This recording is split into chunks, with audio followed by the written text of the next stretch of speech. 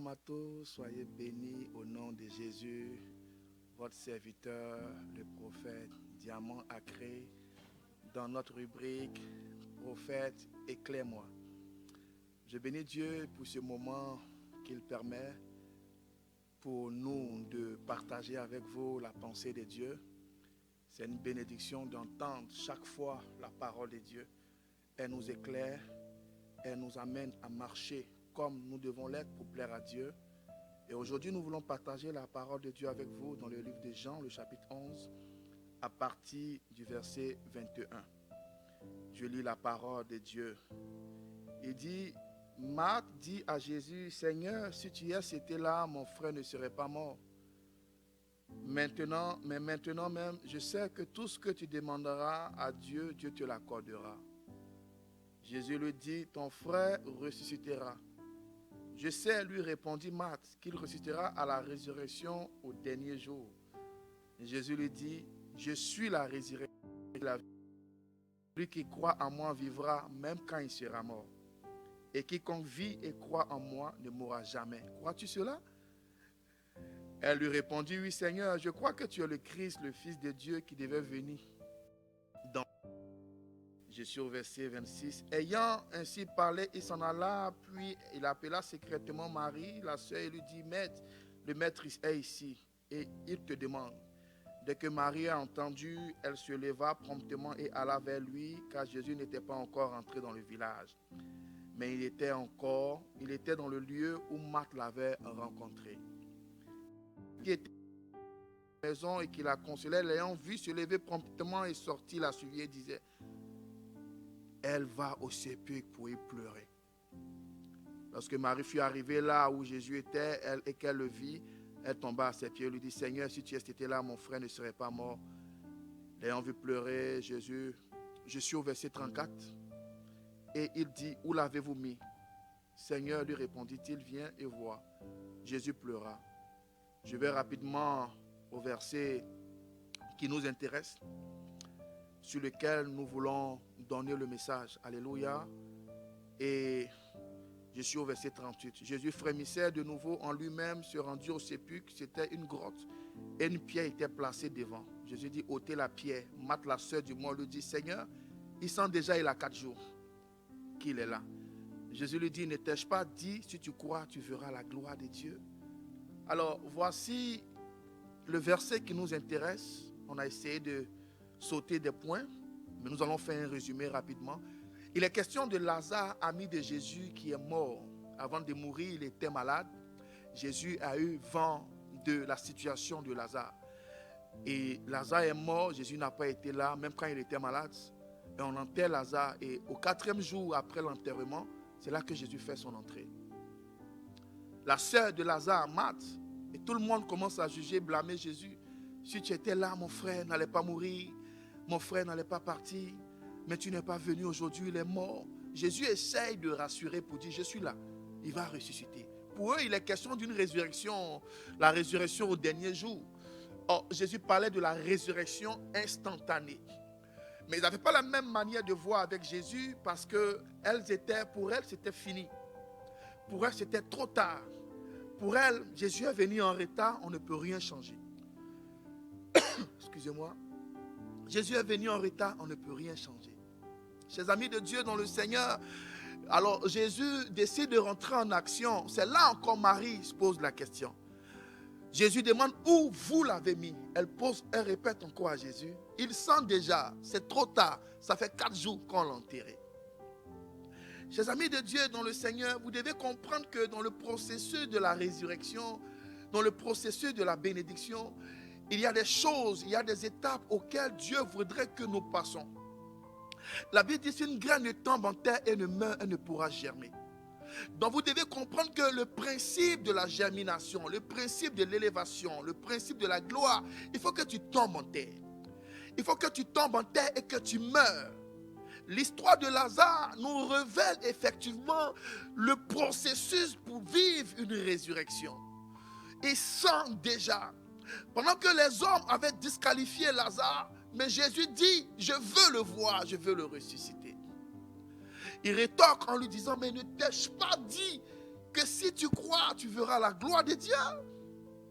Combien de personnes aujourd'hui ont limité leur destinée à cause de la situation qu'ils traversent? Combien de personnes elles-mêmes se sont disqualifiées à cause de la situation qui perdure? Combien de personnes ont dit, c'est trop tard pour ma vie, je ne pourrai plus me marier. C'est trop tard pour ma vie, je ne pourrai pas avoir d'enfants. C'est trop tard pour ma vie, je ne pourrai pas procréer. C'est trop tard pour ma vie, je ne pourrai pas travailler parce que mon âge est avancé, parce que tout le monde m'a abandonné. Les gens disent que je sens déjà, les gens disent que c'est fini. Écoutez-moi très bien, chers amis de Dieu dans le Seigneur. Il y a des choses par lesquelles vous devez forcément passer parce que c'est l'étape du miracle, c'est l'étape de la résurrection, c'est l'étape de la bénédiction.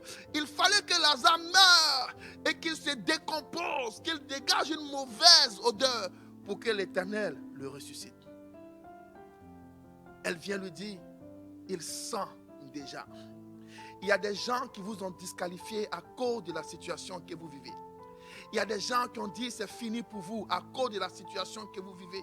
Oh, ils sentent déjà. Oh, j'imagine comment les gens pouvaient regarder Sarah, la femme d'Abraham, pour dire elle a 90 ans, elle est monoposée au carré, elle ne peut pas affronter parce qu'on est monoposé à 45 ans. Mais Sarah avait 90 ans. Sarah, c'est fini, tu n'auras pas d'enfant. Tu sens déjà, ta saison est finie. Ton tout est passé. On va penser aux autres personnes. Des gens ont caricaturé votre vie à cause de votre situation. J'imagine la femme, les perte de sang depuis 12 ans. Comment les gens l'ont jugée, comment les gens l'ont condamnée. Au point où on appelle la femme qui a les pertes de sang depuis 12 ans. On lui donne une identité en fonction de la situation qu'elle vit. Oh mon Dieu, je vais dire à quelqu'un ce soir, ce que tu vis ne détermine pas ton avenir. Ce que tu traverses ne détermine pas ton avenir. Il faille que tu traverses ces moments difficiles. Il faille que tu vives ces moments difficiles. Il faille que tu passes par cette étape de la vie pour voir la main de Dieu, pour voir la puissance de Dieu. Parce que tout ce qui est explicable n'est pas miracle. Tout ce que l'on peut expliquer n'est pas un miracle. Le miracle, c'est quelque chose d'inexplicable. Et Dieu, quand il veut grandir son nom, il ne veut pas que les gens puissent expliquer ce miracle qu'il a fait. Si les gens peuvent expliquer ce que tu vis, ça veut dire que ce n'est plus un miracle, puisque tu pouvais le faire de tes propres efforts. Donc Dieu prend la peine de laisser les hommes, de juger ta vie, de juger ta situation, de dire, c'est fini pour elle, elle sent déjà.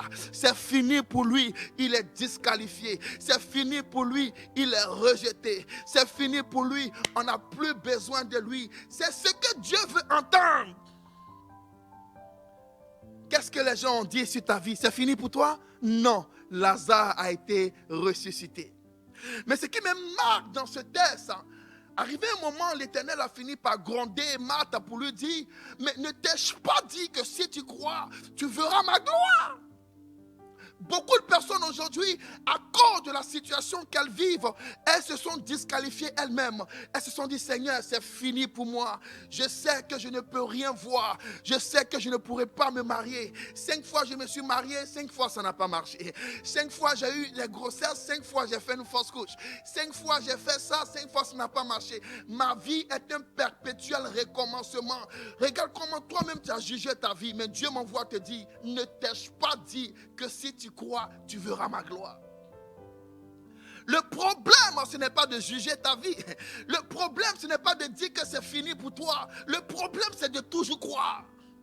J'ai aimé la foi d'Abraham. Lorsque Dieu ne cessait de lui révéler sa pensée, à chaque moment, Dieu lui dit, Abraham, je ferai de toi un père de multitude de nations. Abraham, tu seras béni, tu auras beaucoup d'enfants. Mais Abraham n'avait pas d'enfants, il obéissait toujours à Dieu. Dieu cherche des gens qui vont manifester la foi active. Le langage de la foi, my God. Beaucoup de chrétiens n'ont pas le langage de la foi. Comme Marthe, elles ont dit, ils sentent déjà. Dieu cherche des gens qui vont manifester le langage de la foi. Je ne vois pas, mais je sais que c'est possible. Je ne vois pas, mais je sais que la situation peut changer. Je ne vois pas, mais je crois en ce Dieu qui cache et qui voit toutes choses. Je veux dire à des gens que Dieu a choisis pour sa gloire. Et il y a deux types de foi, comme je le dis souvent. Il y a la foi active et il y a la foi passive. Ceux qui manifestent la foi passive, c'est ceux qui abandonnent, c'est ceux qui ne croient plus, c'est ceux qui sont prêts à jeter l'éponge. J'appelle ça la foi passive. Mais ceux qui manifestent la foi active, c'est ceux qui posent des actes. On dit la foi sans œuvre est une foi vaine. Dieu cherche des gens qui vont poser des œuvres, qui vont avoir des œuvres, qui vont poser des actes. Ainsi, ils pourront voir la gloire de Dieu. Ne t'ai-je pas dit que si tu crois, tu verras la gloire de Dieu? La gloire de Dieu veut se manifester dans ta vie. La gloire de Dieu peut encore se manifester dans ta vie. Tu peux devenir ce que tu veux devenir. Rien n'est tard, rien n'est fini. C'est encore possible ton miracle. C'est pourquoi Dieu me charge de te dire, la situation que tu vis ne détermine pas ta destinée. Le miracle est possible. Seigneur, merci. Parce qu'au travers de cette parole, que toute personne, à cause de sa situation, a voulu abandonner, sache qu'il est encore possible. Dieu te demande seulement de croire. Soyez bénis, à bientôt pour la suite. Prophète Diamant, shalom.